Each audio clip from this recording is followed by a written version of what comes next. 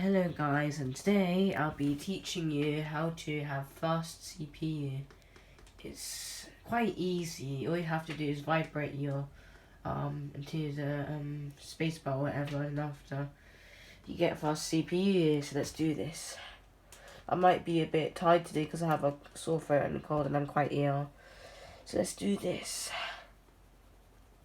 Okay, so first, obviously, just put your hand in the space bar in your keyboard.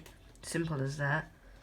After, you can try and, if you don't have fast CPU, it's okay. You can try practicing a few times of trying to click your keyboard and stuff, and eventually you'll be able to vibrate like this. It's quite easy, and yeah. But I'm not really that fast though, because I'm quite tired. All you have to do is just place your hand over here, place your arm like this, and try to shake your hand like this. After you shake it, you can vibrate like this. Quite simple and easy.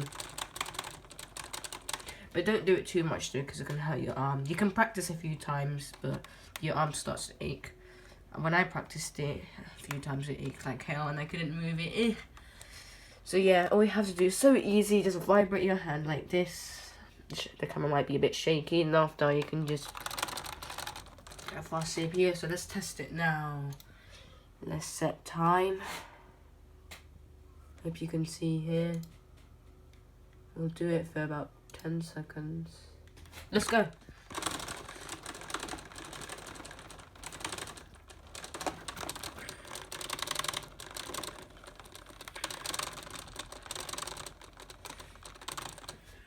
It was about 105.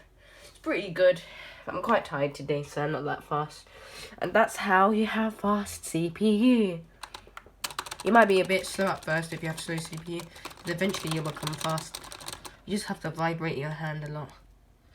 It's quite tricky though. You just have to practice a lot, and it may hurt your arm a few times, just to warn you. Alright, thanks for watching, and goodbye.